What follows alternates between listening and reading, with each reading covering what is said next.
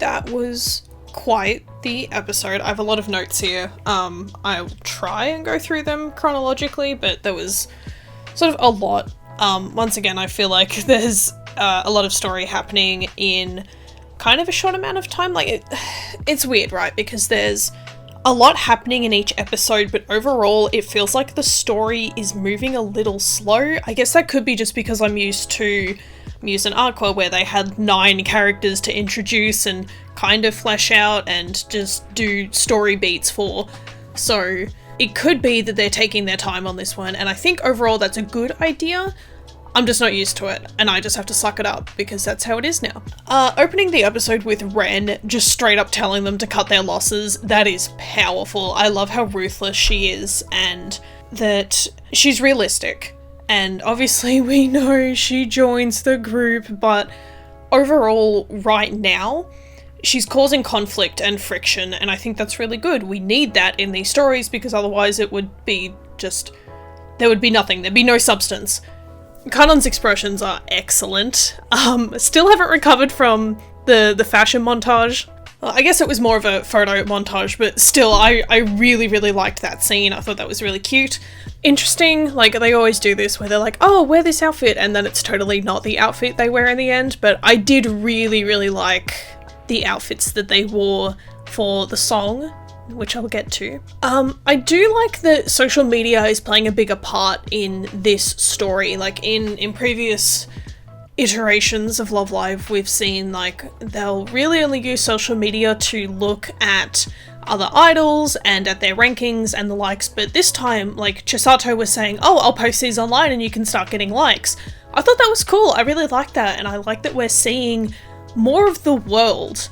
This is probably as a result of them having more time with less characters, and it's cool because we're not confined to just a story about idols. We're seeing a story about these girls living in this world, and it's cool. Like, obviously it's a direct reflection of our world, there's real places, etc. There's no supernatural stuff, unless you count the ghost Maki and ghost Kanan from the pilot and Happy Party Train, but it's fine. I do, like, once again, I have gripes with Tang. She's getting better. I really like that we got some little, some sprinkles of her backstory. I thought that was cool, but still, again, like, her whole thing is just idols, and I want to know more about her outside of that, because, like, this is something that I take issue with in real life as well, but when you build your personality around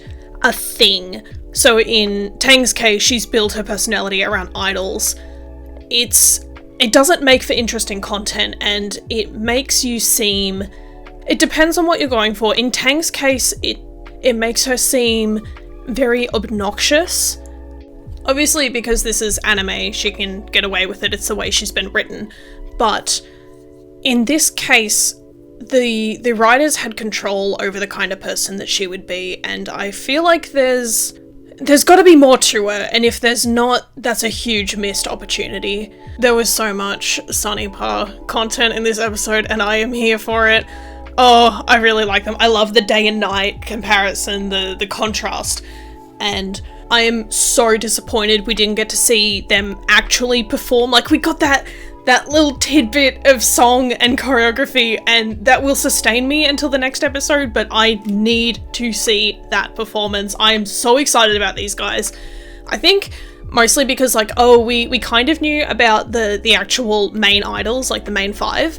We had no idea what the rivals were going to be like, and I'm positive that these two are them.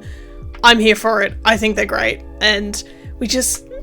they're really holding out on us, on giving us details about these characters, but it's keeping my attention at the very least. I do want to know more about them. I want to know how they got their nicknames, and just everything. I want to know everything. Okay, this is post recording and editing Tensei, just jumping back in to say that when I was going back through the episode to get some footage, I noticed that Yuna has these tiny little sharp teeth, and I will be thinking about this character trait until the absolute end of time. Like, this is one of my favourite design features, and they just so happen to decide that the little chicken gremlin is going to have tiny sharp teeth. So thank you, whoever designed these two, for making them specifically for me. I love them, and I will protect them with my life. I'm enjoying that Chisato isn't making concessions for the others. Like, she's teaching them how to dance, but she straight up refused Tang's offer to become an idol.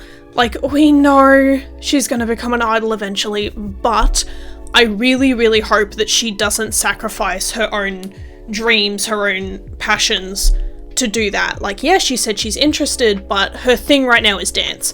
And I hope that her involvement with the group comes through that passion. Like, maybe she needs to take on extra classes, or she has the ability to become an idol and do dance at the same time. I don't know how they're gonna do that, but I just really hope that she doesn't give up her dance to become an idol. Like, she doesn't have to sacrifice anything, because that would suck. I'm not about story arcs that involve a character giving something up for the sake of other people. So hopefully we get a really nice character arc with her, but we'll have to see. The scene in Tang's home where she was inspiring Kanon, that was very sweet, and it was still motivated by her wanting to be an idol, but I can let that slide because we got to see a much more emotional side of her, and the realization that they were going up against Sunny Pa and the dread that came with that was so good. I'm here for these emotional beats, but she didn't give up because Kanon didn't give up, and Kanon didn't give up because Tang didn't give up, and that cycle is inevitably what led to the performance, and I loved it. I thought it was so cute. The handhold at the start got me on such a level. I can hear the shipping bells ringing. The outfits were so cute. I don't know actually what colour they are thanks to my fun glasses, but in my eyes, through my orange filtered lenses, it looked like the trans flag, and I'm here for that. Thank you. I'm pretty sure that it was orange and blue, but I cannot see. I already have trouble with colours, but the orange glasses do not help, and if I take them off, my sleep schedule will die. Anyway, Sumire is an agent of chaos. I don't know why she screamed galaxy. I'm guessing that's part of like her sort of motify thing.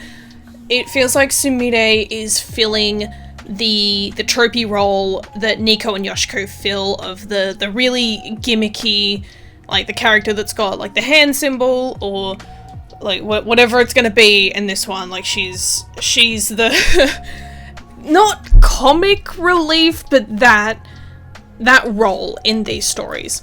And I need to know more. Why is she standing on street corners with cream on her nose? Babe, what are you doing? I loved the juxtaposition between Kanon and Tang freaking out on the stage, and Sumire just losing her mind, like picking up chords. Like, babe, you unplugged one thing. It should not have taken you that long to put it back together, but also, where was the stage crew when this happened? Surely someone could have helped her. Ren watching over her shoulder from around the corner, oh my god. Like, we've seen that before, but it was like menacing, and I loved it. I think it's cool that we started, like the first sort of big insert song was a duet. I don't know how they're going to handle doing the subunits this time around, or if they'll even do subunits, but I think that was cool. It was a nice change of pace. And although the story has been very Kanon and Tang focused, I thought it was good. I really like the song. It's really sweet. It plays into the whole sort of like star trope, obviously with the first live being called Starlines. Again, the outfits, loved it. Tang's singing voice is gorgeous. I'm so glad that like the sort of gripes I've had with her voice don't translate to her singing. I really, really enjoy it. And obviously Kanon's voice is gorgeous as well. But we knew that. Tang, I was pretty excited to hear Tang's voice, and I was suitably surprised. I really like it. From here, it'll be interesting to see how the story progresses, because I'm still getting whiplash from all the imagery of them hanging out and being friends when they're not yet. I think that because they won an award, the principal would be like, well, you gave it your best shot, you might not have come first, but you sure won something. and she'll let them keep going. I'm pretty sure that's how it's gonna go. Surely, in episode 4, we get another member of the group.